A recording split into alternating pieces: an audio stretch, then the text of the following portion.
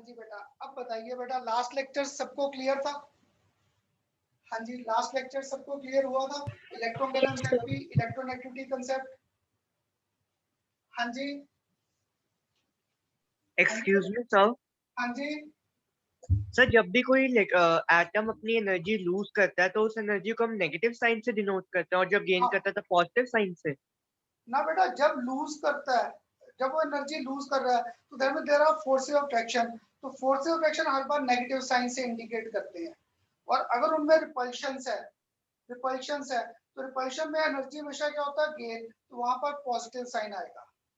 Okay sir. ठीक, जैसे अब एक इलेक्ट्रोगेन एंथैल्पी था, जब मैंने पॉजिटिव में नेगेटिव चार्ज ऐड किया, we were increasing force of attraction. तो न्यूट्रल में अगर नेगेटिव ऐड कर रहे थे तो force of attraction increase, delta Eg negative. पर जब सेकंड इलेक्ट्रोगेन एंथैल्पी था, उसमें नेगेटिव को ऐड कर रहे थे नेगेटिव में। अगर नेगेटिव को नेगेटिव में कर रहा था, तो यहाँ पर रिपल्सिव फोर्सेस आ गए। That's why electron gain enthalpy is positive, second value.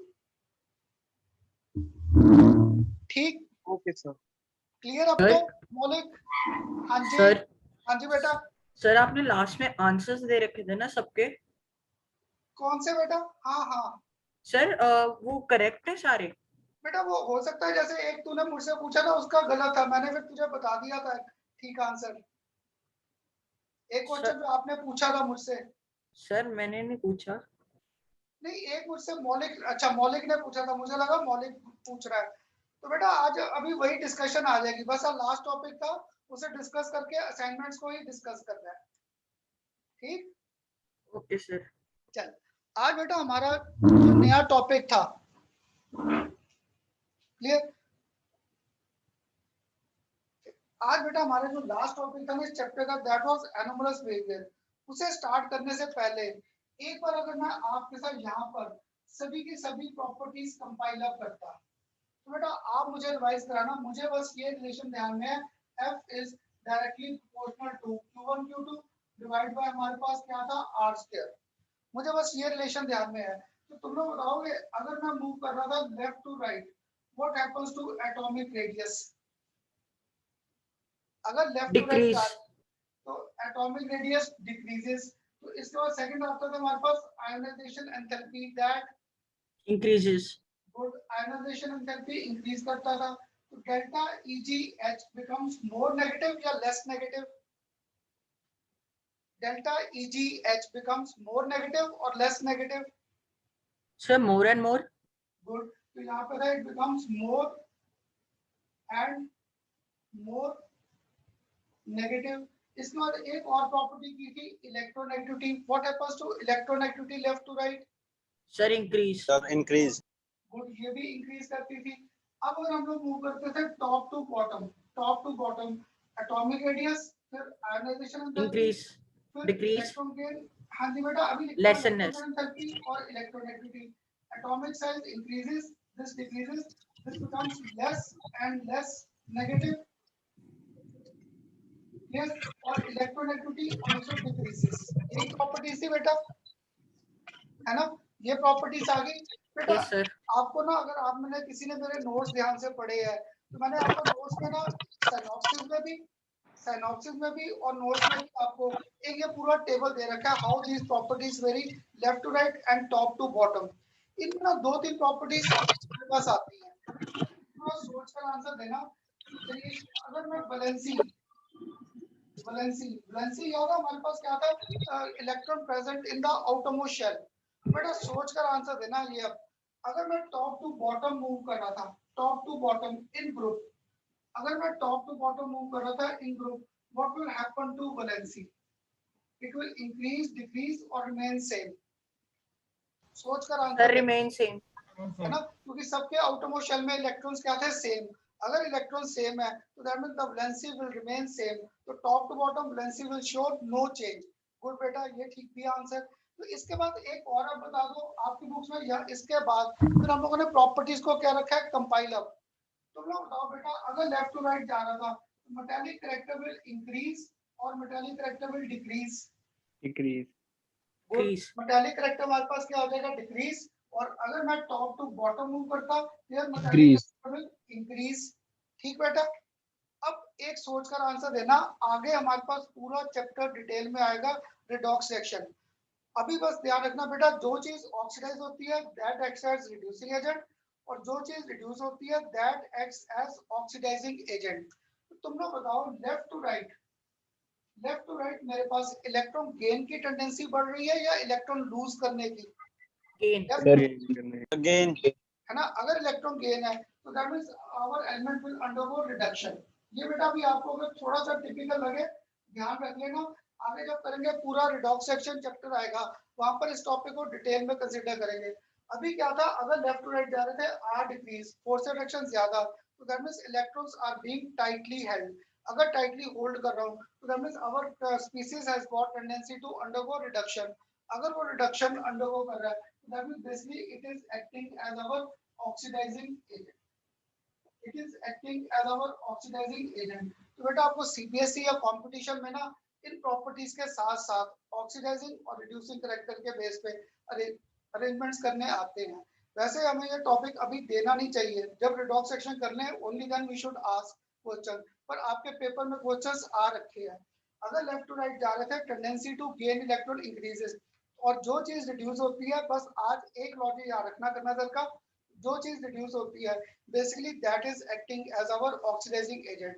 तो पक्का है left to right oxidising character या oxidising agent property will increase. Clear? अब बताओ बेटा इसके साथ सारी पीरियोडिक प्रॉपर्टीज का एक जनरल कंसेप्ट क्लियर करना सर के साथ। Yes sir. अब मुझे ना आज असाइनमेंट स्टार्ट करने से पहले आपके साथ, अब असाइनमेंट स्टार्ट करने से पहले मुझे आपके साथ ना आज एक लास्ट टॉपिक था यहाँ पर, anomalous behavior of first element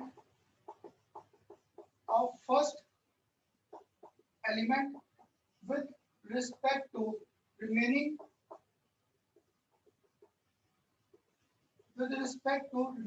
elements of group। बेटा इस चैप्टर में हमारे पास सिर्फ रीजंस आएंगे।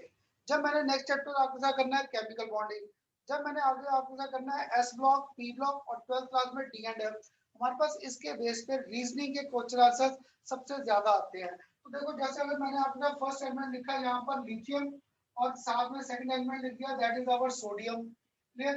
या मैंने आपके साथ क्या लिख दिया यहाँ पर फ्लोरीन, और इधर मैंने कौन सा लिख दिया क्लोरीन। तो लिथियम का याद है कॉन्फ़िगरेशन था 1s2 2s1, इसका कॉन्फ़िगरेशन था 1s2 2s2 2p6, और यहाँ पर क्या था 3s1।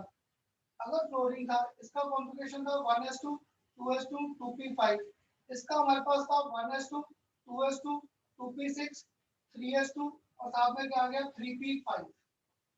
क्लियर? ये थे बेटा इनके आउटरमोस्ट। देखो लिथियम मैंने अपने ग्रुप का पहला एलिमेंट लिखा, सोडियम नेक्स्ट एलिमेंट, फ्लोरीन अपने ग्रुप का पहला एलिमेंट लिखा और क्लोरीन वाज नेक्स्ट। आप बताओगे यहाँ पर सोचकर ये लिथियम और सोडियम किस ग्रुप में थे? ग्रुप 1, ग्रुप 2, ग्रुप 3, ग्रुप 4, कौन से ग्रुप में है ये? These elements were lying in which group? 1, 2, 3, 4, 5 किस में? सर सोडियम थर्ड में। बेटा पीरियड थर्ड है, मैंने ग्रुप पूछा है। सर 13। ग्रुप इसका लिथियम 2। पहला एलिमेंट था, एस में कितने इलेक्ट्रॉन है 1, अगर 1 है तो दिस वाज आवर ग्रुप 1, ये मेरे पास एलिमेंट थे और ग्रुप 1। इधर बाहर वाले शेल में कितने इलेक्ट्रॉन थे 7, पी में था 10 + 7 17, this was our group number, ये हमारे पास था ग्रुप नंबर 17। क्लियर? तो देखो बेटा फर्स्ट और 17 ग्रुप का मैंने फर्स्ट एलिमेंट और सेकंड एलिमेंट लिखा है। इसका क्या था, जो पहला एलिमेंट है gas always shows abnormal characteristics as compare to remaining elements. तो इस चैप्टर के बेस पे सबसे कॉमन क्वेश्चन आता है why first element shows abnormal behaviour as compare to remaining elements. इसकी बेटा आगे एप्लीकेशंस आएंगी केमिकल बॉन्डिंग में भी, एस ब्लॉक पी ब्लॉक में भी, वहां पर रीजनिंग के क्वेश्चन आंसर में इसे यूज करेंगे। यहाँ पर सिर्फ रीजंस करना था why first element shows abnormal behaviour.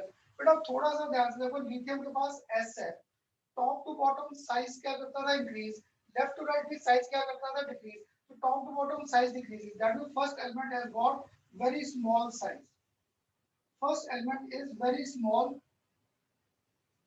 in size, first element is very small in size। तो देखो बेटा हम लोगों ने कर रखा था F is directly proportional to Q1 Q2 by R square. अगर R छोटा है तो फोर्स ऑफ अट्रैक्शन ज्यादा, तो दैट मींस मैं कह सकता हूं second this first element is highly electronegative in nature. This element is highly electronegative in nature. तो अगर बेटा ये हाईली इलेक्ट्रोनेगेटिव था एलिमेंट, अगर ये एलिमेंट हाईली इलेक्ट्रोनेगेटिव था तो आप सोचकर आंसर देना, it can lose its electron easily और नॉट। अगर ये एलिमेंट हाईली इलेक्ट्रोनेगेटिव है, it can lose its electron easily और नॉट, नहीं है ना? नहीं लूज sir. करेगा ना। अगर नहीं लूज करेगा तो मैं थर्ड प्रॉपर्टी कह सकता था this element has got high ionisation enthalpy value. This element has got high ionisation enthalpy value. कह सकता था इस एलिमेंट के पास आयोनाइजेशन एंथैल्पी वैल्यू क्या high.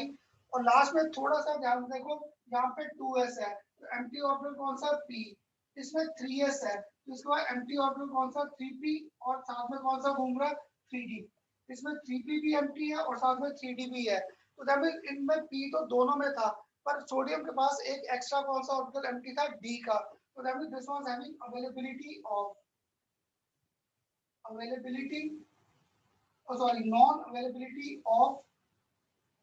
non-availability of empty d orbital, non-availability of empty d orbital। तो बेटा आपकी stage में ना जब मैं ये चारों पॉइंट्स को क्रैम करता था, एक आध पॉइंट भूलता था। हमारा पूरा पी ब्लॉक रीजनिंग के क्वेश्चन आंसर इन्हीं चार प्रॉपर्टीज पे बेस्ड है, तो मुझे कुछ नहीं ध्यान रखता, बस मैं कॉन्फ़िगरेशन लिखता हूँ। कॉन्फ़िगरेशन लिखते मुझे क्लियर हो गया, पहला एलिमेंट जो है that is very small in size. अगर वो साइज में स्मॉल है तो this element is highly electronegative in nature. अगर ये इलेक्ट्रोनेगेटिव है तो ये अपने इलेक्ट्रॉन को जल्दी लूज नहीं करेगा। अगर लूज नहीं करेगा तो this element has got high ionisation enthalpy value. और लास्ट में क्या था, this element has got non availability of d orbital.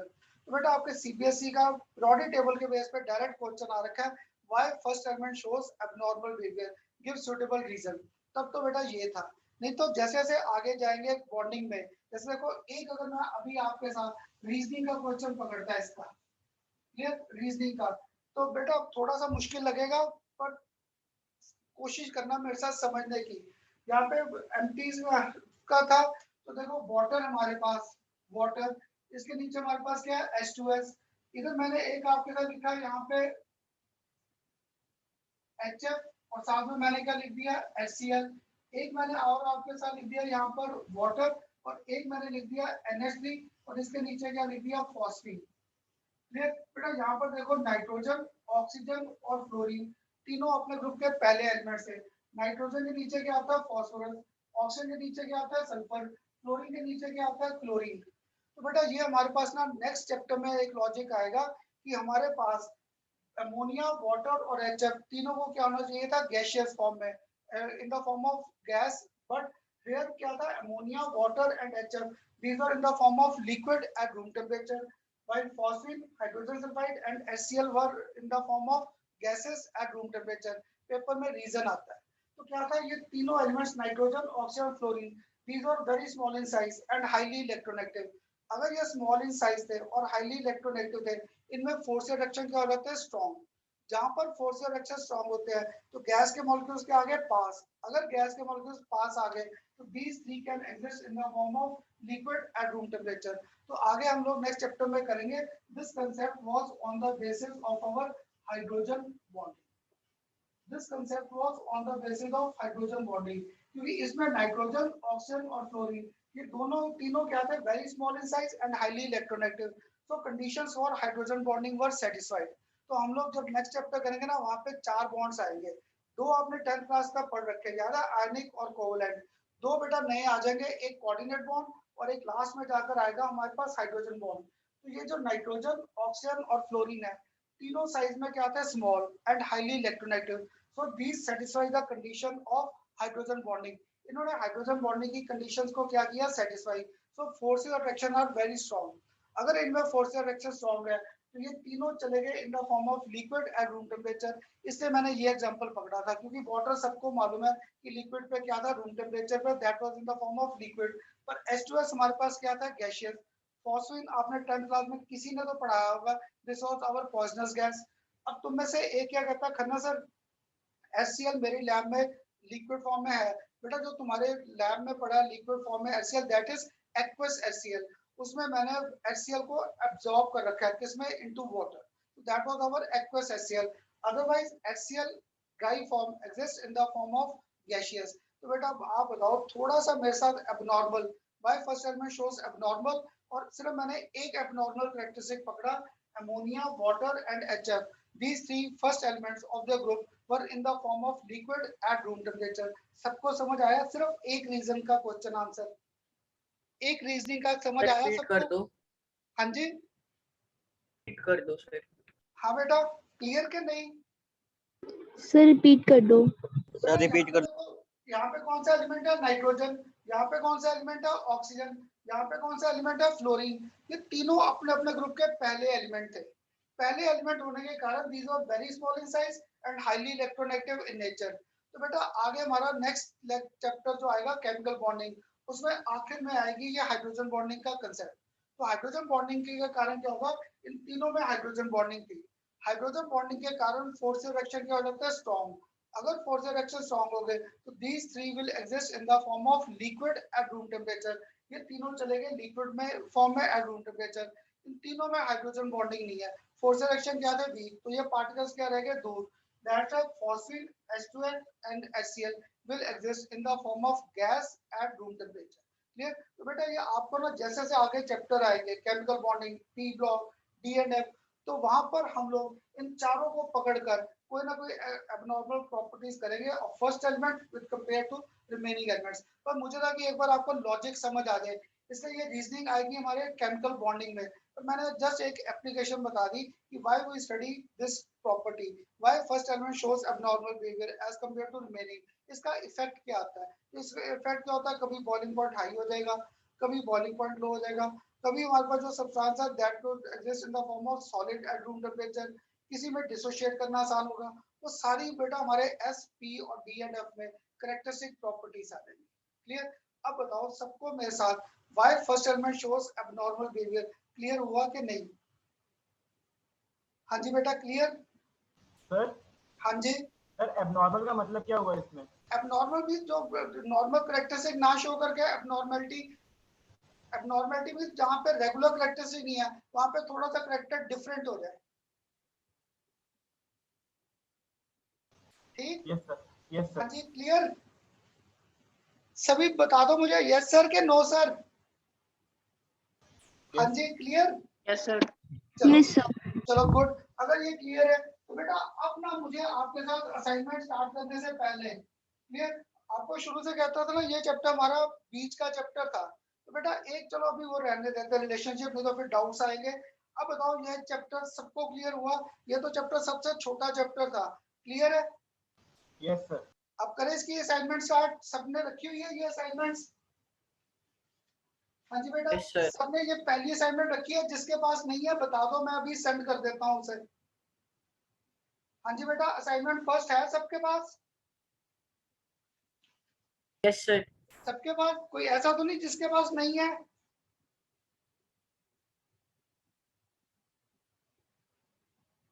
है सर, सबके पास है। चलो गुड, अगर है तो बेटा अब देखना बेटा इस असाइनमेंट को ना डिस्कस करने में हमें टाइम नहीं लगेगा। इसमें सिर्फ क्वेश्चन नंबर 16 ऑनवर्ड हमारे पास फिर टाइम लगना स्टार्ट होगा। अप टू 16 क्वेश्चन जो है 15 फर्स्ट 15 वो सारे जनरल क्वेश्चंस है। जैसे को पहला, what is the cause of periodicity in properties. यार कॉज ऑफ प्रोडिसिटी किया था, that was our outermost shell electronic configuration same, that's why these elements are resembling in properties after regular interval। Second state modern product law ये कर रखा है। Group period transition normal elements का ये मालूम है। फोर्थ मैंने आपको रीजन क्लियर किया था, 2 8 8 18 18 32 32 कि फर्स्ट पीरियड में 2 एलिमेंट्स, सेकंड और थर्ड में 8 8, फोर्थ और फिफ्थ में हमारे पास 18 18, सिक्स्थ और सेवंथ में 32 32। फोर्थ क्वेश्चन भी कर रखा है। Fifth, name the different blocks, ज्यादा S block, P block, D F सारे कर रखे। अब बेटा एक थोड़ा सा टिपिकल क्वेश्चन आएगा स्टार्टिंग में सिक्स्थ, सिक्स्थ में मैंने आपको एटॉमिक नंबर्स दे रखे हैं 12, एक एटॉमिक नंबर दे रखा है 19, एक एटॉमिक नंबर दे रखा है 29 और एक एटॉमिक नंबर दे रखा है 36। बेटा इसका मुझे ध्यान देना, इसका ऑटोमोशल करोगे तो इसका कॉन्फ़िगरेशन आता है 3s2, 19 का करोगे तो 4s1, 29 का करोगे तो ये हमारे पास क्या था कॉपर, कॉपर का क्या था ऑर्गन 18, 2 20 और साथ में क्या था 3d9। 36 करोगे तो ये हमारे पास नोबल गैस का था, नोबल गैस। तो नोबल गैस मेरे पास देखो हीलियम, नियोन, ऑर्गन और यहाँ पर क्या था क्रिप्टॉन। इसका 2 10 18 और इसका क्या था 36। तो 1 2 3 4 इसका पक्का ऑटोमोशेल हमारे पास क्या था 4s2 4p6। ये आगे इन सबके ऑटोमोशेल की configuration. On the basis of configure write down the group of this periodic table. अगर इसका ग्रुप है यहाँ पे इसका ग्रुप क्या आ जाएगा 2, इसका ग्रुप 1, इसका ग्रुप आप बताओ दोनों के ग्रुप्स क्या आएंगे, आप बता दो ये लास्ट में इनके ग्रुप्स क्या आएंगे, मुझे भूल गए। 29 अगर एटॉमिक नंबर है तो इसका ग्रुप नंबर क्या होगा? हाँ जी बेटा इसका ग्रुप नंबर क्या होगा डी ब्लॉक का? 11।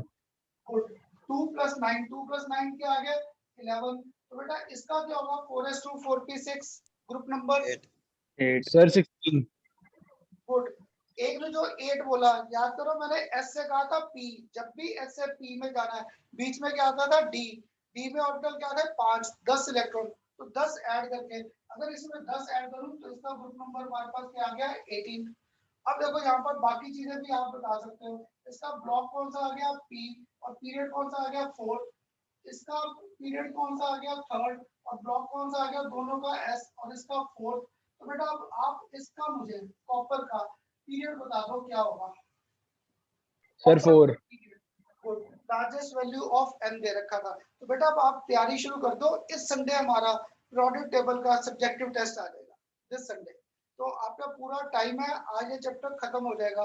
नेक्स्ट चैप्टर से शायद we will be starting our chemical bonding अगर ये असाइनमेंट्स खत्म हो गई। क्लियर? तो बेटा आपका पूरे 5-6 दिन है, तैयारी करो। और आपका ना एमसीक्यू का टेस्ट 3-4 बच्चों का रह गया चेक करना, तो बेटा मेरे आईज में इन्फेक्शन हो गई इसलिए मैंने चेक नहीं कर पाया आज, ठीक है? तो मैं शायद आज रात को बैठूंगा उनके टेस्ट चेक करने, कल तक डाल दूंगा क्योंकि आंखों में इतनी ज्यादा इरिटेशन थी ना, तो कल मैंने किसी का टेस्ट नहीं रखा था, कल फिर सारा दिन बस आराम ही किया था। तो मैं आपको ये टेस्ट संडे को रहेगा पीरियोडिक टेबल का सब्जेक्टिव टेस्ट। क्लियर? अब देखो बेटा इस 6 के बाद आगे 7th क्वेश्चन फिर सिंपल है। 8th मैंने आपको शुरू से कहा था 8th क्वेश्चन जैसे पेपर में आएंगे जरूर, इनकी बस कॉन्फ़िगरेशन लिखो। तो देखो बेटा 8th में मैंने आपको फर्स्ट और एक दे रखा है सेकंड। 8th का फर्स्ट में दिया ionisation enthalpy of magnesium is more than that of sodium and aluminium. मुझे क्वेश्चन समझ ही नहीं आया, सोडियम मैग्नीशियम और एल्युमिनियम। सोडियम का क्या था 3s1, इसका क्या था 3s2, इसका क्या था 3s2 और 3p1। देखो बेटा इसका लिखते ही क्या हो रहा है मैग्नीशियम की यहाँ पर आयोनाइजेशन एंथैल्पी क्या होगी हाईएस्ट। अब आप रीजन दो व्हाई सोडियम की यहाँ पर वैल्यू सबसे ज्यादा क्यों है, आप रीजन दो। सर हाँ जी बेटा सोडियम फिर लूज सर कर लेगा stable है। इलेक्ट्रॉन। गुड, क्योंकि magnesium was having stable electronic configuration, इसकी इलेक्ट्रॉनिक कॉन्फ़िगरेशन क्या थी स्टेबल, सबसे ज्यादा वैल्यू तो इसकी होगी, मान लिया बेटा मैंने। अब बेटा याद करो जब हम लोग पढ़ते थे सोडियम, फिर हम लोग पढ़ते थे मैग्नीशियम, फिर हम लोग पढ़ते थे एल्युमिनियम। क्लियर? अब तुम लोग बताओ मैग्नीशियम और एल्युमिनियम में से, मैग्नीशियम और एल्युमिनियम में से किसकी आयोनाइजेशन एंथैल्पी हाई होगी एंड व्हाई? मैग्नीशियम और एल्युमिनियम में से एल्युमिनियम की होगी। तो मैग्नीशियम बेटा, क्योंकि मैग्नीशियम क्या आ गया स्टेबल इलेक्ट्रॉनिक कॉन्फ़िगरेशन, और दूसरा फैक्टर क्या आ गया इसका इलेक्ट्रॉन किससे बाहर करना है एस से, इसका इलेक्ट्रॉन किससे बाहर करना है पी से। याद है मैंने आपको पेनिट्रेशन फैक्टर कराया था, to remove electron from s orbital we require more energy. तो दैट मींस अगर मैं मैग्नीशियम से जा रहा था एल्युमिनियम, तो aluminium was having high ionisation magnesium was having high ionisation enthalpy. क्यों हाई था? Because here stable electronic configuration, और सेकंड फैक्टर क्या आ गया electron was being removed from s orbital, more is the penetration higher is the ionisation enthalpy value. Clear? तो बेटा ये तो आ गया फर्स्ट। और देखो मैंने कुछ नहीं किया अभी तक, जितने क्वेश्चंस आपके साथ कर रहा था सिर्फ ऑटोमोशेल इलेक्ट्रॉनिक कॉन्फ़िगरेशंस लिख रहे थे। अब तुम में से शायद कोई नेक्स्ट बता दे आयोनाइजेशन एंथैल्पी ऑफ नाइट्रोजन और ऑक्सीजन। लॉजिकली मेरे पास क्या था, अगर नाइट्रोजन से ऑक्सीजन जा रहे थे आयोनाइजेशन एंथैल्पी शुड इंक्रीज, पर जब हम लोग नाइट्रोजन से ऑक्सीजन ले आयोनाइजेशन एंथैल्पी डिक्रीजेस। तो नाइट्रोजन और ऑक्सीजन इसका कॉन्फ़िगरेशन 1s2 2s2 और 2p3। ऑक्सीजन का क्या था 1s2 2s2 और 2p4। इससे तो मुझे कुछ समझ आया नहीं, मैंने ये 2s और यहाँ पर ये 2p ऑर्बिटल्स ड्रॉ कर दिए। तो 1 2 और 3 2s और इधर क्या था 2p4। तो 1 2 1 2 3 और 4। अब आप बताओ बेटा, हाई होनी चाहिए थी ऑक्सीजन पर ionisation enthalpy is high of nitrogen. Give suitable reason. क्या रीजन है क्यों नाइट्रोजन की आयोनाइजेशन एंथैल्पी हाई है? क्योंकि सर वो पी में हाँ बेटा, 3 होने के कारण क्या था, this was completely half filled. अगर ये कंप्लीटली हाफ फिल्ड था तो nitrogen was having extra stability associated. इसलिए ये क्या कहता है, या तो मुझे 3 इलेक्ट्रॉन तुम लोग दो, एक मैं नहीं दूंगा, क्योंकि इसमें अगर एक इलेक्ट्रॉन लूज किया it will lose its stability. इसकी स्टेबिलिटी क्या हो जाएगी, खत्म। ऑक्सीजन क्या कहता है, तुम लोग या तो मुझे 2 इलेक्ट्रॉन दे दो या एक इलेक्ट्रॉन मुझसे ले जाओ, so that I should get stable. So that means nitrogen ionization enthalpy is high because due to completely half-filled p orbital, it has got extra stability associated with it. तो अब बताओ बेटा, 8 क्वेश्चन आपको ना even MCQs में बड़ी बार आ रखा है। सबको क्लियर हुआ 8th क्वेश्चन? Yes, हाँ जी sir. बेटा, क्लियर क्लियर सबको 8th? Yes, sir. Yes sir. Good, अगर 8 क्लियर है। अब बेटा इसके बाद आगे ना सारे क्वेश्चंस हमारे पास जनरल थे। 9th 10th 11th 12th 13th 14th 15th ये सारे हम लोगों ने कर रखे बेटा। अब जो आपका टाइम खराब होगा ना वो क्वेश्चन नंबर 16 से ऑनवर्ड। क्लियर? तो 16 से स्टार्ट करें। बीच वाले ये मत सोचना खन्ना सर ने छोड़ दिए, वो सारे हम लोगों ने पढ़ते हुए कर रखे बेटा। आइसोइलेक्ट्रॉनिक स्पीसीज, आइसोइलेक्ट्रॉनिक सीरीज को अरेंज करना बड़ी बार कर रखा है, और ये तुम्हारे कंपटीशन में सबसे ज्यादा क्वेश्चंस आते हैं। अगर ना जब एमसीक्यू करेंगे वहां पे आइसोइलेक्ट्रॉनिक सीरीज के काफी क्वेश्चंस मिलेंगे। तो बेटा अब जो 16th है ना ये आपके कंपटीशन में बड़ी बार आ रखा है। अगर तुम्हें याद हो मैं कहता था पीरियोडिक टेबल पूरा मुझे भी नहीं आता, मुझे क्या आता था lithium beryllium boron carbon nitrogen oxygen fluorine और इधर नियॉन। लिथियम के नीचे क्या होता था सोडियम, इधर मैग्नीशियम, इधर एल्यूमिनियम, इधर सिलिकॉन फास्फोरस सल्फर फ्लोरीन और इधर ऑर्गन। तो इधर कौन सा आ गया, ब्रोमीन। क्लियर? तो देखना बेटा आज ना इसी सीरीज में जो मैंने अभी ड्रॉ की है इन पे हमारे सबसे ज्यादा सीबीएसई और कंपटीशन में रीजनिंग के क्वेश्चन आंसर आते हैं। अब देखो यहाँ पे एक तो मैंने आपको दे रखा है ब्रिलियम प्लस, तो ब्रिलियम प्लस दैट मीन मैंने आपको ये कुछ नहीं दिया, ये कुछ नहीं दिया। अब इसके बाद आगे क्या दे रखा है, क्लोराइड और सल्फाइड, दैट मीन मैंने आपको यहाँ पे ऑर्गन नहीं दिया। क्लियर? और सामने दे रखा है सोडियम मैग्नीशियम, सोडियम मैग्नीशियम और ब्रोमाइड, तभी मैंने यहाँ पर ये स्पीसीज भी आपको नहीं दिए।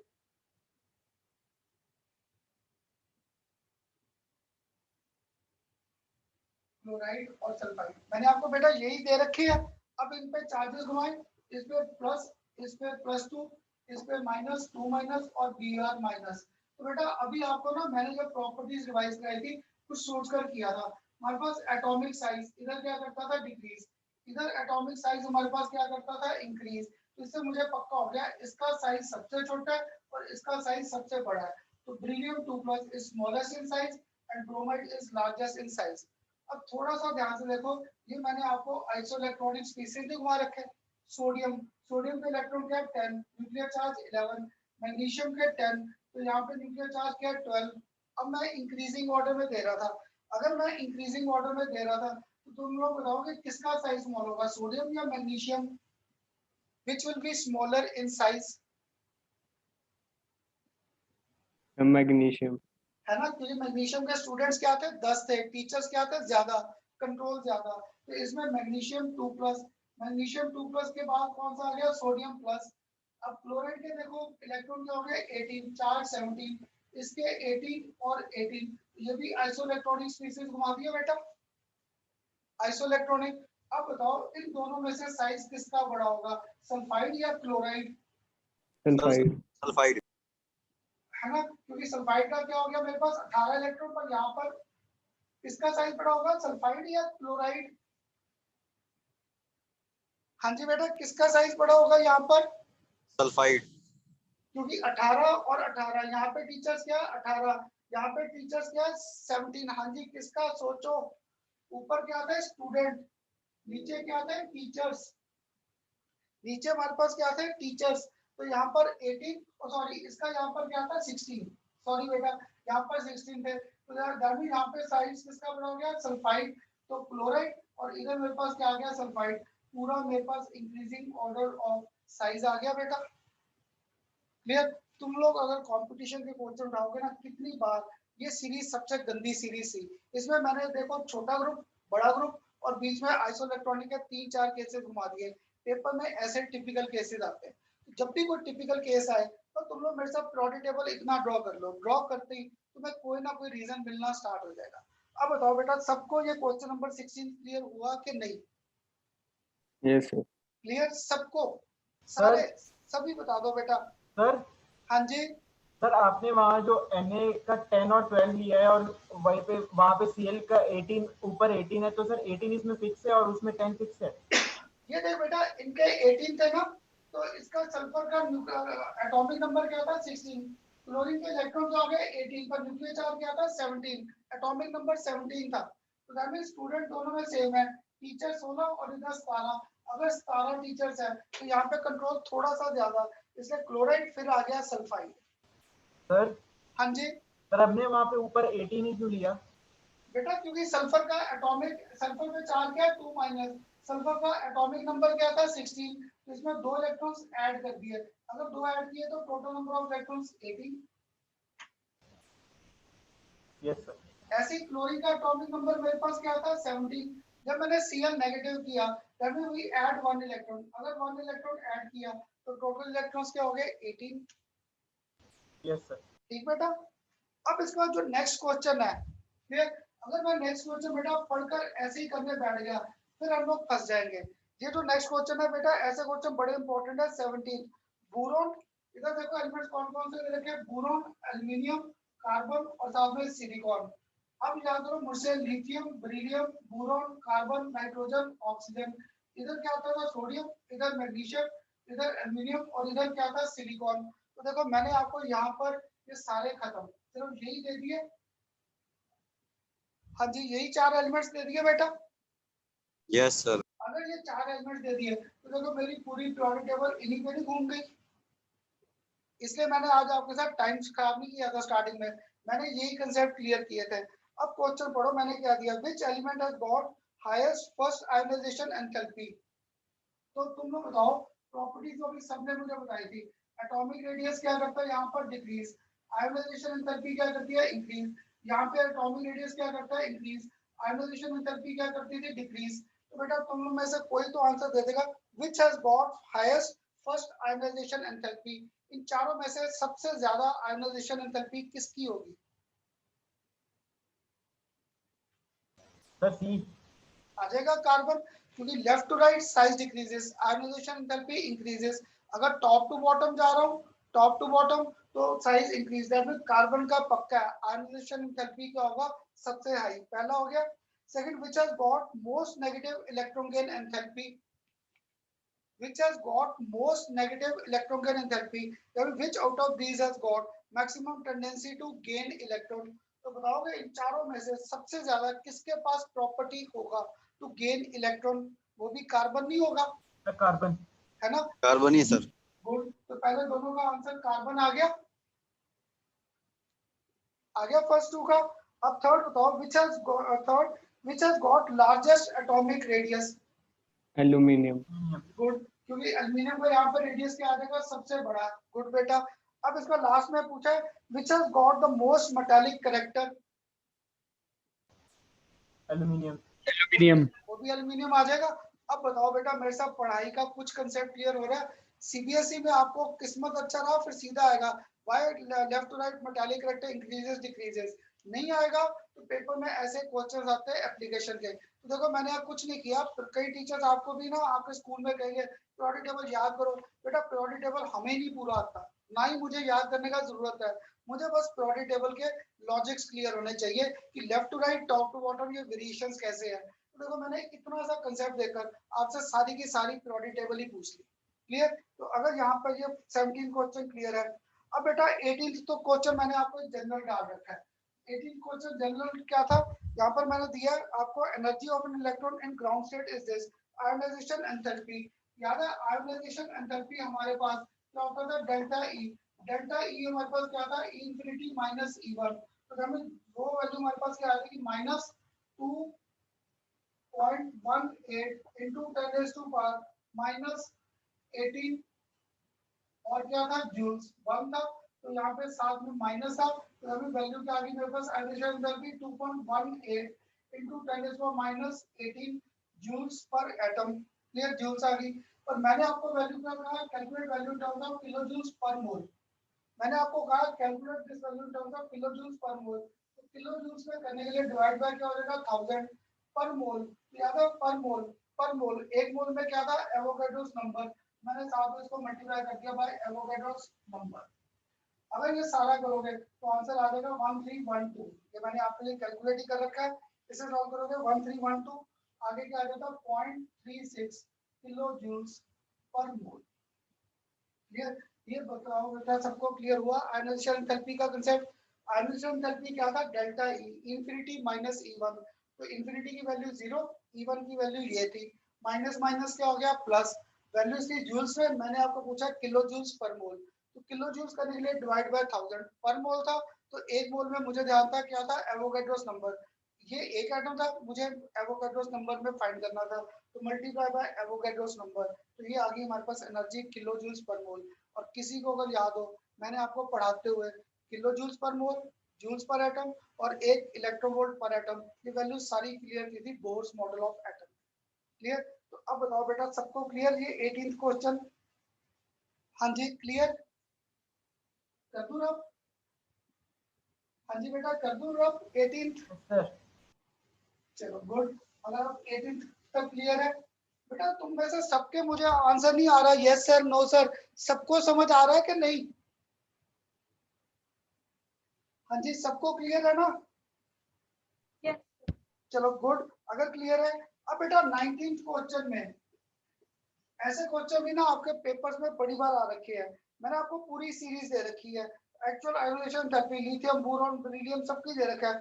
बेरिलियम हैज गॉट, अब सर बेरिलियम, 90 था ही नहीं। हाँ जी, हाँ जी बेटा। तो 18 के पास इधर 20 क्वेश्चन है। अच्छा बेटा वो गलती से मुझसे हो गया, यस सर। सॉरी, वो 9 बीच में डिलीट हो गया। अब ये 20th क्वेश्चन आपका यही है ना, among the second period element the actual ionisation energies are in the order, यही है ना? यस सर, 20th, है यस ना? सर यही है। और बीच में से बेटा डिलीट हो गया, कुछ चेंजेस कर रहा था, वो नंबर डिलीट हो गया, तो ये क्वेश्चन नंबर 20th ही था। तो 20th में देखो बेरिलियम और बोरॉन है, तो बेरिलियम और इधर क्या था, बोरॉन। तो आयोनाइजेशन एनर्जी इसका हाई होना चाहिए था। हाई किसका आ गया, बेरिलियम, इसका एटॉमिक नंबर 4, इसका 5, इसका कॉन्फ़िगरेशन क्या था 1s2 इसका क्या था 1s2 और 2p1। क्लियर, तो हाई होना चाहिए था किसका, बोरॉन का। हाई किसका हो गया, बेरिलियम। मेरा रीजन सबको सही कर रहा है, because beryllium was having stable electronic configuration. Second, इसका इलेक्ट्रॉन बाहर करना है s से, इसका इलेक्ट्रॉन बाहर करना है p से, तो remove electron from s we require more energy. तो दो रीजंस आ गए इसके फर्स्ट के। हाँ जी बेटा 20th का फर्स्ट पार्ट सबको क्लियर? Yes, sir. क्लियर। मैं क्या सेकंड मुझे है करने की जरूरत, oxygen has got lower ionisation enthalpy than nitrogen and fluorine. हाँ जी बेटा, कोई देगा रीजन क्यों? नाइट्रोजन, ऑक्सीजन और fluorine 1s2 2s2 2p3 1s2 2s2 2p4 1s2 2s2 और यहाँ पे क्या आ गया 2p5।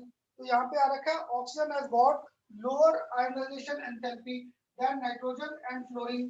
देखो ऑक्सीजन और फ्लोरीन में तो पक्का है, क्योंकि फ्लोरीन का साइज क्या था, स्मॉल, स्मॉल था, तो oxygen has got low ionization enthalpy, fluorine has got high. तुम लोग इसका रीजन मैंने अभी पूछा था, नाइट्रोजन और ऑक्सीजन का स्टेबल इलेक्ट्रॉनिक कॉन्फ़िगरेशन। हाँ जी बेटा अभी किया था स्टेबल इलेक्ट्रॉनिक कॉन्फ़िगरेशन। हाँ जी कर सकते थे अब तो ये। Yes sir. क्लियर। अब बेटा इसके बाद अगर ये क्वेश्चन भी अब आपको क्लियर है, सर इसके बाद हाँ जी सर कैमरा ब्लर आ रहा है थोड़ा सा, ब्लर आ थोड़ा रहा है ब्लर हो गया सर। बेटा, वो तेरे नहीं आ रहा। बाकी सबके भी सर फोकस नहीं हो रहा कैमरा में। फोकस नहीं आ रहा। क्यों, क्या बात? नहीं सबको प्रॉब्लम आ रही है या सिर्फ एक को? क्योंकि कल भी किसी एक के थी तो उसका नेट वीक था घर में, तो उसका बाद में मैसेज करना था मेरा नेट वीक था। बाकी सबको क्लियर है? नहीं सर, Yes, थोड़ा sir. ब्लर है। ब्लर बेटा एक बार ठहर जा, फिर ठहरो एक बार।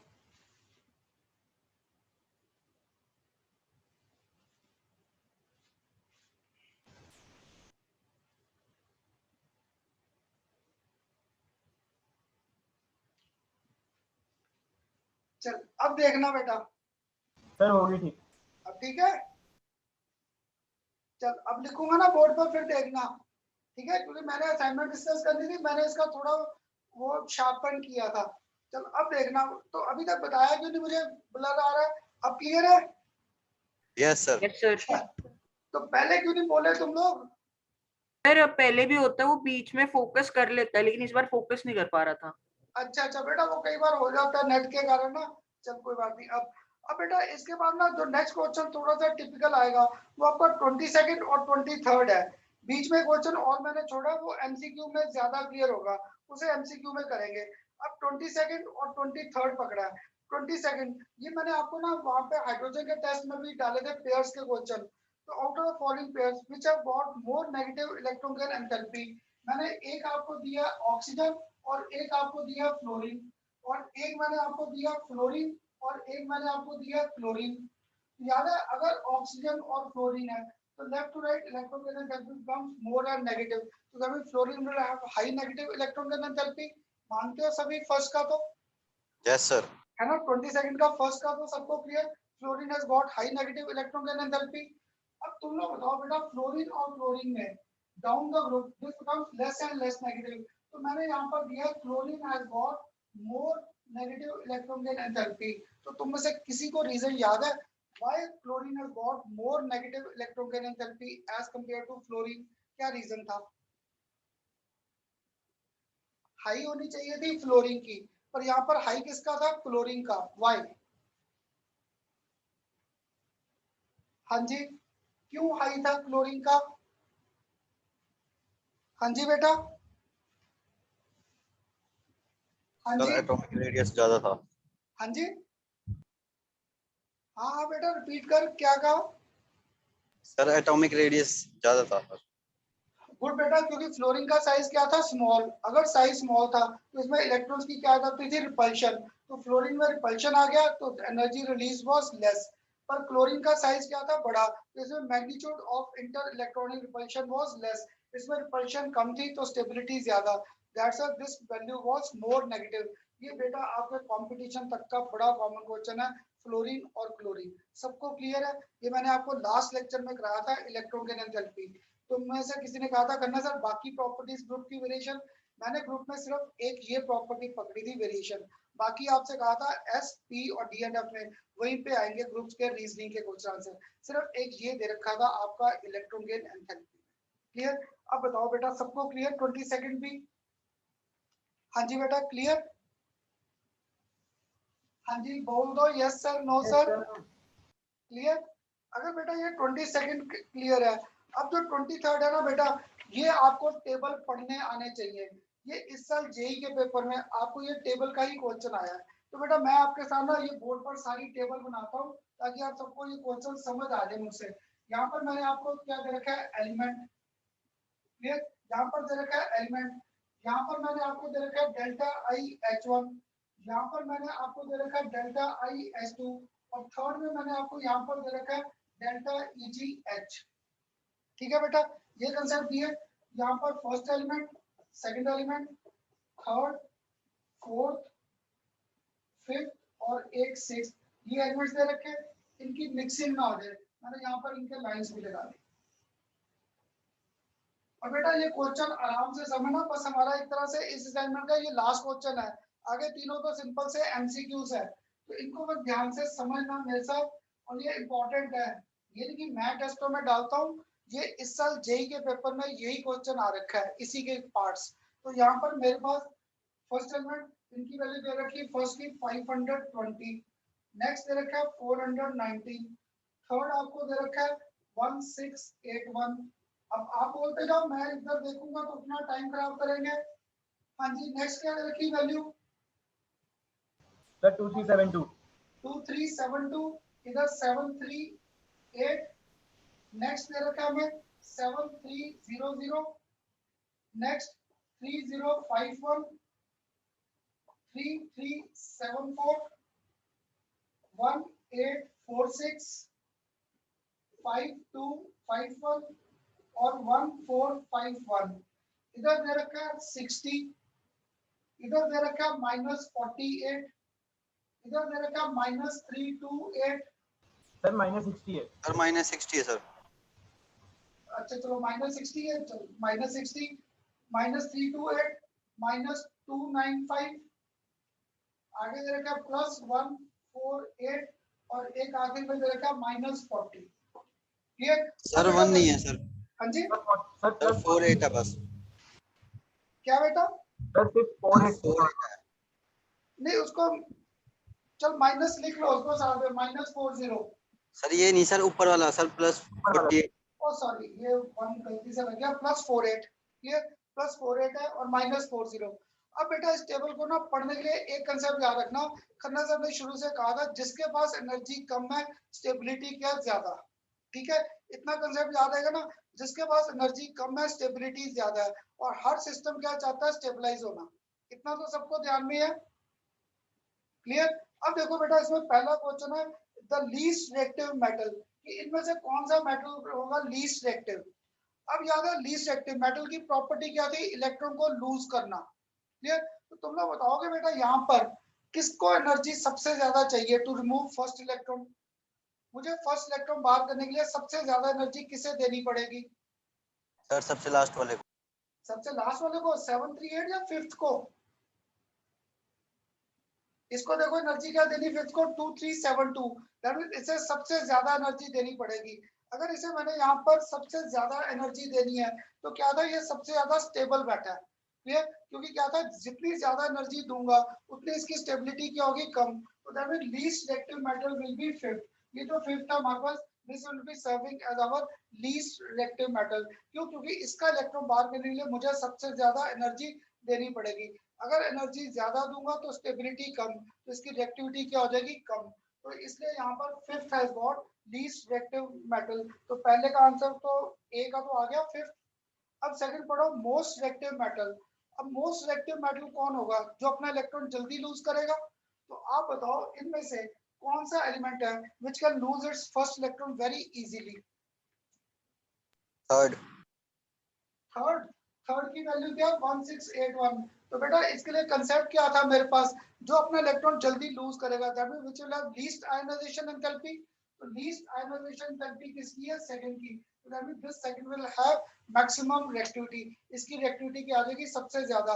इसलिए याद करो सोडियम को तुम लोगों ने छोटी क्लास में पढ़ा था, हर बार कहाँ लगता है? केरोसिन में, क्योंकि उस पर थोड़ी सी सनलाइट पड़ी नहीं, वो रिएक्शन में पार्ट ले गया, हाईली रिएक्टिव, क्योंकि उसका इलेक्ट्रॉन बाहर करने के लिए मुझे एनर्जी रिक्वायर्ड क्या थी? लेस।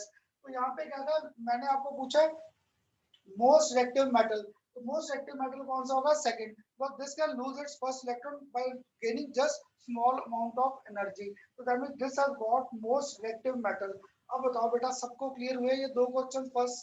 Yes sir. क्लियर? अब फिर थर्ड तुम लोग बताओ the most reactive non metal. The most reactive non metal, अब बताओ नॉन मेटल की प्रॉपर्टी क्या है?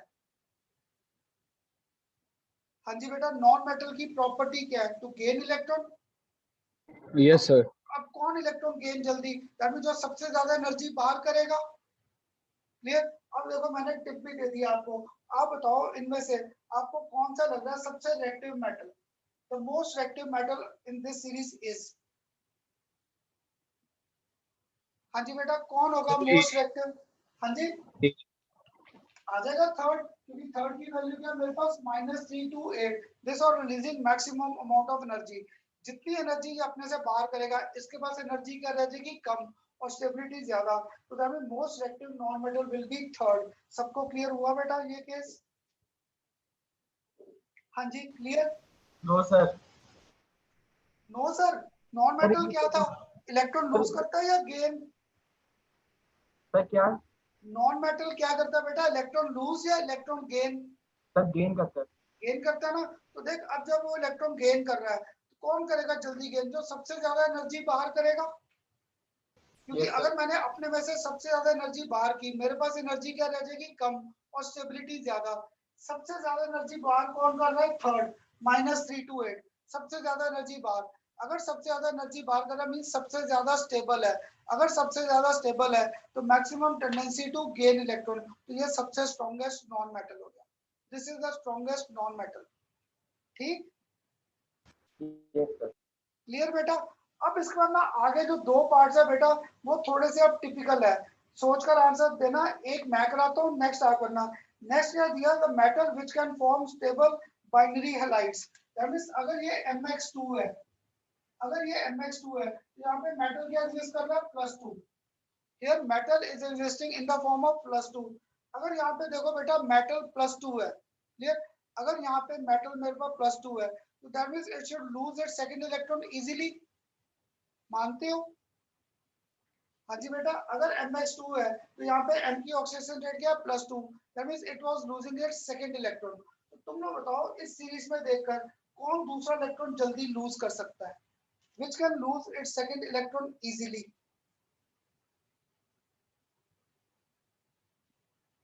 हाँ जी बेटा, कौन अपना दूसरा इलेक्ट्रॉन इजीली लूज कर सकता है? Sir, हाँ six. जी, हाँ जी, उसके लिए आयनाइजेशन एंथैल्पी क्या होनी चाहिए? हाईएस्ट या लोएस्ट? हाँ जी बेटा, अगर इसने सेकंड इलेक्ट्रॉन लूज करना है उसकी आयनाइजेशन एंथैल्पी क्या होनी चाहिए? लोएस्ट। ध्यान से देखो, सबसे लोएस्ट वैल्यू ये है मेरे पास।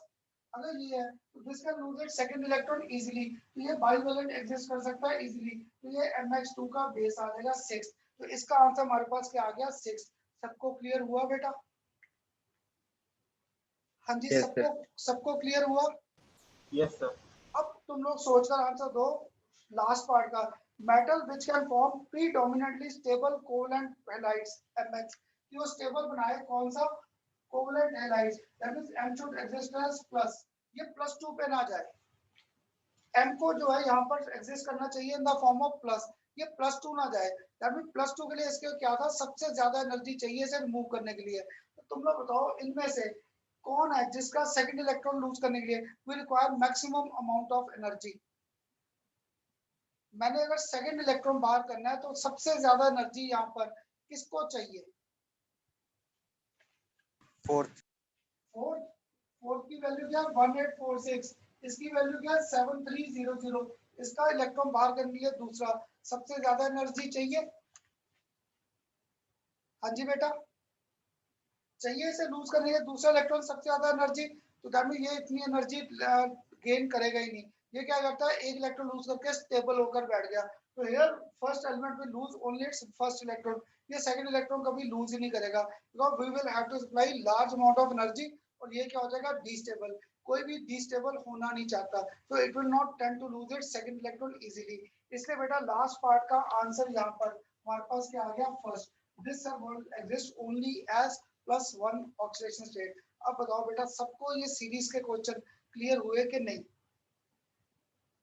हाँ जी बेटा, सबको समझ आया ये सीरीज का कंसेप्ट? Yes, sir. क्लियर? तो बेटा अब तुम्हारे इसमें तो नहीं दिया, एक मैंने अब क्वेश्चन आंसर पूछ लिया। पहले ये बता दो मुझे, आज तुम लोग ना मुझसे क्वेश्चनिंग क्रॉस फायरिंग कम कर रहे हो। सबको क्लियर हुआ ये टेबल के नहीं? या किसी एक को डाउट है? बता दो, मैं रिपीट कर दूंगा। हाँ जी बेटा, सबको क्लियर है ये टेबल?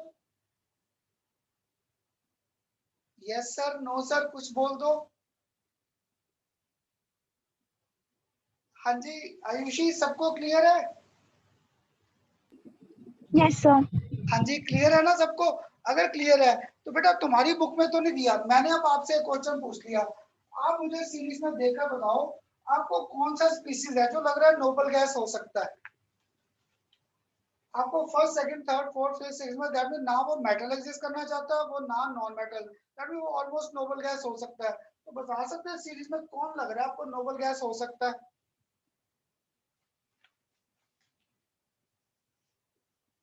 ये हो सकता है। इसकी वैल्यू क्या है? +48। दैट मीन ये इलेक्ट्रॉन तो पक्का गेन नहीं कर रहा, तो नॉन मेटल तो नहीं है। मेटल के लिए भी इनकी वैल्यूज क्या थी? हाई थी। तो ना तो ये इलेक्ट्रॉन लूज कर सकता है, ना ये इलेक्ट्रॉन गेन करना चाहता है। दैट मींस ये almost non inert in nature, या नोबल गैस को मैच नहीं कर रहा। तो that means this was having configuration of our noble gas. क्यों? क्योंकि यहाँ पे 2372 5251, दैट मींस एनर्जी बाहर करने के लिए एनर्जी क्या चाहिए? ज्यादा। दूसरा, ना ही ये इलेक्ट्रॉन गेन कर सकता है, क्योंकि वैल्यू क्या? पॉजिटिव। तो पॉजिटिव वैल्यू अगर था तो दैट मींस ये इलेक्ट्रॉन को क्या रिपेल कर रहा है। क्यों? क्योंकि हो सकता है इसकी कॉन्फ़िगरेशन क्या थी? स्टेबल। तो बेटा पेपर में नहीं, ये मैंने पूछा था कि मुझे लग रहा है इस सीरीज को देखकर, क्योंकि देखो जो पहला है ये इलेक्ट्रॉन लूज कर सकता है, गेन भी कर सकते हैं, पर ये जो फिफ्थ है, ना तो ये इलेक्ट्रॉन गेन कर रहा है, ना ये इलेक्ट्रॉन लूज कर सकता है इजीली। तो ये हो सकता है हमारे पास क्या था? This was resembling our noble gas element. ये हो सकता है ये कोई नोबल गैस का एलिमेंट था। अब बताओ बेटा सबको मेरे साथ, ये 23rd क्वेश्चन क्लियर हुआ कि नहीं? हाँ जी बेटा, सबको क्लियर है ये? Yes, sir. Clear, good. और बेटा ऐसे क्वेश्चन आपको कंपटीशन में जरूर आते हैं, ऐसे टेबुलर फॉर्म में, कि टेबल्स पढ़कर आपको, इसलिए ना क्रैमिंग का काम अब धीरे धीरे हमारे पेपर्स में खत्म होता जा रहा है, सिर्फ जनरल कंसेप्ट पे क्वेश्चंस आते हैं। अब देखो बेटा 24, 25 और 26 क्लियर, इनमें मैंने आपको ना सिर्फ इंक्रीजिंग डिक्रीजिंग ऑर्डर पूछे हैं। ये बेटा तीनों क्वेश्चन आपके ना एनसीईआरटी के बैक एक्सरसाइज के थे। क्लियर, सीबीएसई में रेयर, ये कंपटीशन में सबसे ज्यादा आते हैं 25, 26 और 24, 25 और 26। तो देखो 24th में मैंने आपको एलिमेंट्स कौन कौन से दे रखे हैं? बोरोन, क्लियर, और कौन सा दे रखा है? एल्यूमिनियम, और कौन सा दे रखा है? मैग्नीशियम, और कौन सा दे रखा है? पोटाशियम। तो अब देखो बेटा सारी सीरीज मैंने आपके साथ ड्रॉ की है। बेरिलियम, बोरॉन, क्लियर, याद है यहाँ पे बेरिलियम, मैग्नीशियम, इधर सोडियम, इधर हमारे पास क्या आता था? सोडियम, सॉरी, इधर हमारे पास आता था लिथियम, सोडियम और पोटेशियम। मैंने आपके साथ ये सारे स्पीसीज अरेंज कर दिए। अगर सारे स्पीसीज अरेंज कर दिए, arrange them in the correct order of there metallic character, और इन सबको मेटालिक कैरेक्टर के बेस पे अरेंज करना है। तो तुम लोग बताओगे बेटा इसमें किसके पास टेंडेंसी होगी टू लूज इलेक्ट्रॉन इजीली? कौन इनमें से मेटालिक कैरेक्टर सबसे ज्यादा शो करेगा? थोड़ा सोचकर आंसर दो। मैंने आपको पूरी सीरीज का कंसेप्ट ड्रॉ कर दिया, किसी को अगर है ना कन्वर्जन कैसे ड्रॉ किया, या तो यहाँ पर लिथियम, यहाँ पर बेरिलियम, बोरॉन, कार्बन, नाइट्रोजन, फिर यहाँ पे क्या होता था? सोडियम। तो यहाँ पर क्या हुआ? लिथियम भी गया, सोडियम भी गया, और ये भी गए। मैंने सिर्फ ये स्पीसीज दे दिए। तो बेटा बता मैं रहा हूँ, this has got maximum metallic character. मानते हो सभी? क्योंकि it can lose its electron easily, top to bottom size increases, left to right size decreases. तो इसका साइज क्या सबसे बड़ा है, तो इलेक्ट्रॉन क्या होता है? Loosely held. तो दैट पक्का है पोटेशियम तो मेरा इधर आएगा, और बेरिलियम मेरा कहां पे आएगा? इधर। क्यों? क्योंकि बेरिलियम का साइज क्या था? सबसे छोटा है। क्लियर, सॉरी यहाँ पे बेरिलियम नहीं, आपको कौन सा रखा है? बोरॉन। तो यहाँ पे ये बोरॉन आ गया। अब बचा गया उन सब बीच में एल्यूमिनियम और मैग्नीशियम। तो देखो यहाँ पर पक्का है मैग्नीशियम और एल्यूमिनियम। फिर मैग्नीशियम का साइज बड़ा है, और फिर एल्यूमिनियम। ये आ जाएगा मेरे पास ऑर्डर। तो हमारे पास 24th का आंसर यहाँ पे कौन सा? फोर्थ ऑप्शन डी आ जाएगा। हाँ जी बेटा, सबको क्लियर हुआ 24th का D? Yes sir. Yes sir. सबको? अगर 24th का क्लियर है, अब बेटा 25 और 26 मैंने आपको इनके यहाँ पे आंसर लिख दिए। 25 का आंसर हमारे पास सी है, और 26 का हमारे पास आंसर यहाँ पे क्या होता है? बी। ये इसका ऑप्शन जो था 25 का, दैट वाज आवर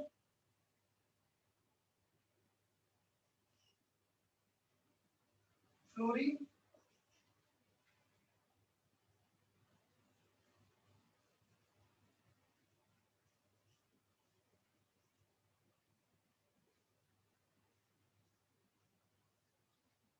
और लास्ट वाले का हमारे पास आंसर बी।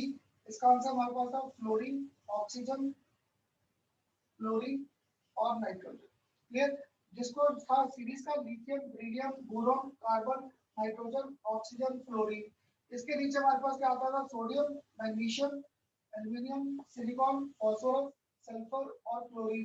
देखो बेटा हमारी सारी सीरीज इन्हीं में घूम रही है जितने मैंने क्वेश्चंस किए। तो देखो इसमें मेरे पास कौन कौन सा एलिमेंट था? फ्लोरीन, नाइट्रोजन, कार्बन, बोरॉन, और साथ में क्या था यहाँ पर? सिलिकॉन। क्लियर, इस सीरीज के लिए। और मैंने क्वेश्चन क्या दिया था? In the correct order of the non metallic character. Correct order of their non metallic character. तो यहाँ पर क्या था मेरे पास non metallic character, non metallic means जिसके बाद टेंडेंसी क्या थी सबसे ज्यादा इलेक्ट्रॉन गेन करना, तो सबसे ज्यादा इलेक्ट्रॉन गेन करने की टेंडेंसी फ्लोरीन, फिर नाइट्रोजन, फिर कार्बन, फिर बोरॉन, चलेगा रिवर्स। और सिलिकॉन का साइज क्या था सबसे बड़ा, तो इसके बेस पे तो 25 का सी आ गया। सबको क्लियर? हाँ जी बेटा सबको क्लियर? ऑक्सीडाइजिंग प्रॉपर्टी मैंने आपको अभी क्लियर किया था। ऑक्सीडाइजिंग प्रॉपर्टी किसके बेस पे थी? रिडक्शन। तो reduction fluorine has got maximum tendency to gain electron, क्योंकि प्रोटी टेबल के कहां बैठा है? आंखें में। Maximum tendency to gain electron, तो फ्लोरीन, फिर आ गया ऑक्सीजन, फिर आ गया क्लोरीन। नाइट्रोजन का याद करो क्या था? हाफ फिल्ड ऑर्बिटल था।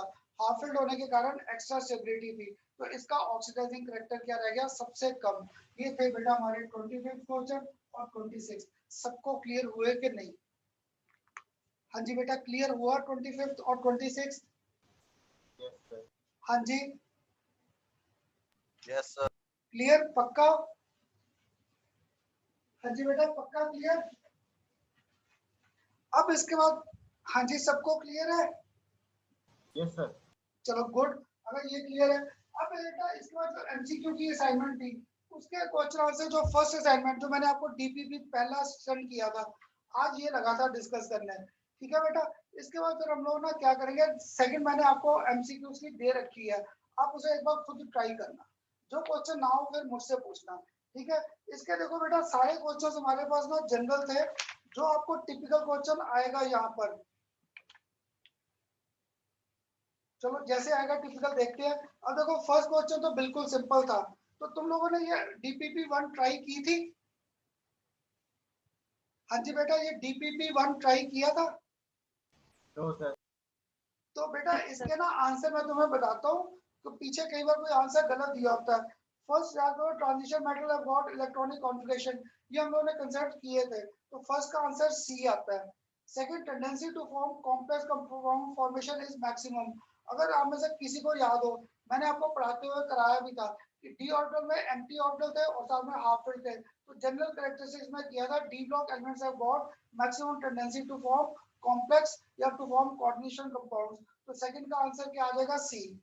Third the incorrect statement among the following, incorrect, तो बेटा थर्ड की इनकरेक्ट स्टेटमेंट था बी। क्लियर? ये आप ट्राई करना, नहीं आएगा तो मैं आपको बता दूंगा। थर्ड का incorrect statement was B, second ionisation enthalpy of magnesium is greater than that of second ionisation enthalpy of sodium. Clear? ये स्टेटमेंट यहाँ पर इनकरेक्ट थी। Clear? Fourth, an element X is the belongs to the fourth period and 15th group. याद है fourth period और 15th group, fourth और 15th, तो इसकी जनरल कॉन्फ़िगरेशन पक्का है, क्या थी? NS2 NP3 4s2 और 4p3 4s2 4p3, तो p ऑर्बिटल मेरे पास यहाँ पर क्या कंप्लीटली हाफ फिल्ड आ रहा है, क्योंकि 15th ग्रुप का याद करो जनरल कॉन्फ़िगरेशन क्या था? 3 2 5 और 10 ऐड कर दिया 15, तो मुझे इससे क्लियर था, तो फोर्थ का आंसर क्या आ जाएगा? सी। Fifth, electronic configuration of the species has been given. तो बेटा 3p6 और 3d9, याद है 3p के बाद 3p6 के बाद आगे क्या रहा? 3d9, तो मुझे फिलिंग किसकी करनी थी? 4s। यहाँ पे 4s के दोनों इलेक्ट्रॉन्स क्या कर दिए? बाहर। तो यहाँ पर जनरल कॉन्फ़िगरेशन किसकी थी? ऑर्गन, साथ में 4s2 और साथ में क्या था? 3d9। तो अगर मैं यहाँ पे कॉपर 2 प्लस कर दूं, क्लियर, यहाँ पे कॉपर 2 प्लस कर दूं, तो इसने क्या किया? दोनों इलेक्ट्रॉन बाहर, तो that this was our metallic cation. तो फिफ्थ हमारे पास आ गया, this is our metallic cation. Fifth metallic cation की कॉन्फ़िगरेशन आ गई। सिक्स्थ, अब आपको 64, अगर 64 है तो देखो जीनोन का क्या था? 54, तो बेटा जीनोन तो हो गया कंप्लीट। क्लियर? अब देखो इसके बाद आगे मेरे पास 4f और ऑर्बिटल कौन सा बेटा? 5d और ऑर्बिटल कौन सा बेटा? 6s2। तो देखो यहाँ पे हमारे पास 7 और 1, किसी में 6 और 2 दे रखा है, किसी में 6 और 4 दे रखा है, जिसको मेरे साथ कंसेप्ट क्लियर था। यहाँ पे ये भी हाफ फिल्ड और ये भी क्या था हमारे पास? 4f7 हाफ फिल्ड है, क्योंकि f ऑर्बिटल 1 2 3 4 5 6 और ये 7, 1 2 3 4 5 6 और 7, सातों में एक एक इलेक्ट्रॉन है, completely half filled, so extra stability. तो दैट मीन फिफ्थ केस मैंने आपको याद करो कौन सा केस कराया था? एक क्रोमियम और एक कौन सा कराया था? कॉपर। क्रोमियम का क्या था? ऑर्गन, साथ में क्या आता था? 3d5 और 4s1। कॉपर का क्या आता था? 4s2 और 4s1 साथ में क्या था 3D10। तो बेटा यहाँ पे पक्का है मेरे पास, यहाँ पर जब ये कॉन्फ़िगरेशन लिख रहा हूँ इस कॉन्फ़िगरेशन में पक्का 4F7 has got extra stability. तो देखो 54 और साथ में 56 और 258 और ये सॉरी 54 256 57 और 7 64। तो 64 6 का आंसर हमारे पास घूम फिर के ऑप्शन कौन सा आ जाएगा? सी, क्योंकि कंप्लीटली हाफ फिल्ड होने के कारण this was having extra stability associated. Clear? Seventh फिर स्टेटमेंट्स में क्वेश्चन है, इसमें सेवंथ का हमारा आंसर आएगा नॉट करेक्ट, सी है। For transition 3D orbitals are filled with electrons after 3p। याद है 3p के बाद हम लोग पहले फिलिंग करते हैं 4s, then we carry on filling of our 3D orbital। तो दैट मींस सेवंथ में सी स्टेटमेंट गलत दे रखा है। ऐसे ही एट्थ में period in the is equal to, period का आपको टिप दिया था largest value of principal quantum number. तो 8 का आंसर क्या आ गया? C. 9 the elements in which are progressively filled in 4f। याद आपको कहा था आखिर में लेंथेनॉइड और एक्टिनॉइड्स 4f 5f, 4f में लेंथेनॉइड्स और 5f में कौन से आ जाएंगे? एक्टिनॉइड्स। तो 9th का आंसर क्या आ गया? C. 10th ionisation enthalpy decreases from top to bottom. याद है टॉप टू बॉटम डिक्रीज करता है, क्यों? Because increase in atomic size. तो 10th का आंसर क्या आ गया? सी। 11th all alkali metals in each period have, याद है alkali metals NS1 था, they can lose their one electron easily। तो 11th का have got low ionization enthalpy। तो 11th का आंसर क्या आ गया? बी। अब बेटा 12th मौलिक आपने बेटा पूछा था तो मुझसे ये देख यहाँ पर भी मैंने पीछे आंसर आपको गलती से 31 दे दिया था, उसका आंसर 33 था। तो बेटा कई बार ना पीछे करेक्शंस करनी रह जाती हैं। तो 12th का आपको जनरल सा क्वेश्चन डाला था 15 आगे 18 ऐड करते थे, अगर 18 ऐड किया तो क्या हो जाएगा? 33। तो 12th का ए आ जाएगा। 13th in the modern प्रोडी table atomic number 16, तो which will be placed in the group atomic number 16। तो तुम लोग मुझे ना बड़ी देर से मैं ही बोलता जा रहा था, बड़ी देर से मैं बोल रहा था ना बेटा। अब 13th का एटॉमिक नंबर 16 है, आप इसकी कॉन्फ़िगरेशन बोलो मुझे, आप मुझे 16 एटॉमिक नंबर की कॉन्फ़िगरेशन लिखवा दो। 1s2, 2s2, 2p6, good. 3s2, और 3g4। भी आ जाएगा Yes sir. है ना? 2 2 4 6 10 2 12 और 4 16 आ गया ये 3s2 3p4। तो बेटा इसका ग्रुप नंबर फाइंड करना आसान नहीं हो गया हमारे पास? हाँ जी, इसका पूछा क्या? विलाई इन ग्रुप। तो 4 और 2 6, 6 और 10 ऐड किया तो दैट मींस इसका ग्रुप नंबर क्या आ गया हमारे पास? 16। ऐसे ही नेक्स्ट में आपको कॉन्फ़िगरेशन दे रखा है 3d3 4s2 in which place the group will lie. 3d3 4s2 14 question में 3d3 और साथ में क्या 4s2, तो किसमें जा रहा है? डी में। 3 और 2 5, इसका ग्रुप नंबर हमारे पास क्या आ गया? 5। तो 14 का ए आ गया। 15 electronic configuration of organ 3d6। अगर बेटा ऑर्गन 3d6 है, ऑर्गन और 3d6, तो तुम लोग बताओ मुझे कोबाल्ट का एटॉमिक नंबर 27 था, इसकी कॉन्फ़िगरेशन क्या लिखूं? कोबाल्ट का एटॉमिक नंबर 27 है, कॉन्फ़िगरेशन आप लिखवा दो ऑर्गन के आगे कोबाल्ट। हाँ जी बेटा, कोबाल्ट का कॉन्फ़िगरेशन ऑर्गन 18। हाँ जी, तो 20 और 3d7 आ जाएगा ये। हाँ जी बेटा, आ जाएगा ये। Yes sir.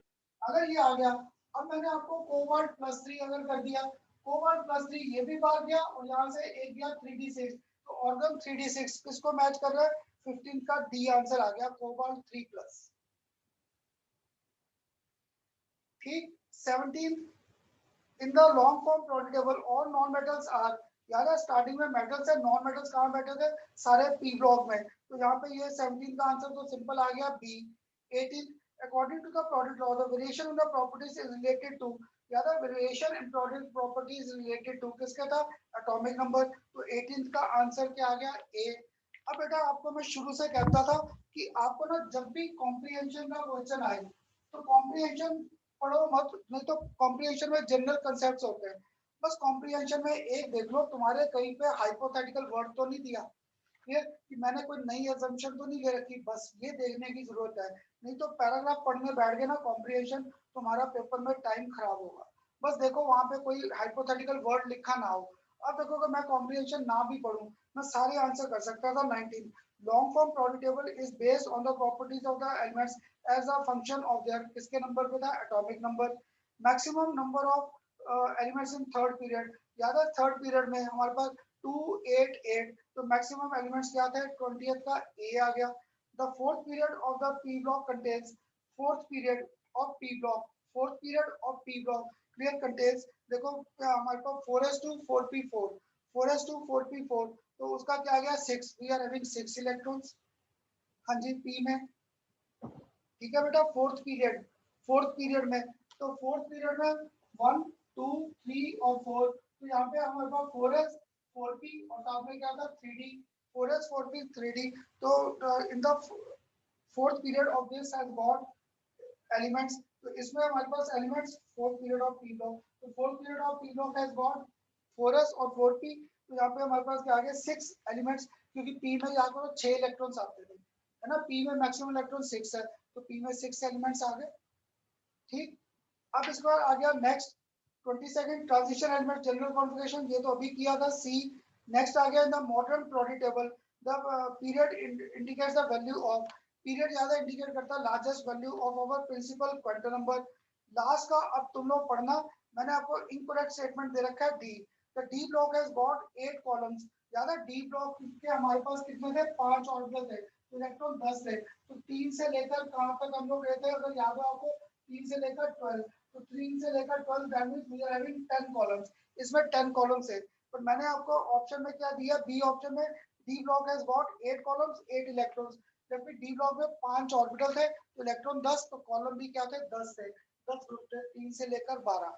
इसलिए बेटा आपको बार बार अब भी कह रहा था मुझे पीरियोडिक टेबल पूरा याद करने का जरूरत नहीं है. जितना मैंने आपको लेक्चर कराते हुए पीरियोडिक टेबल किया है that is more than sufficient.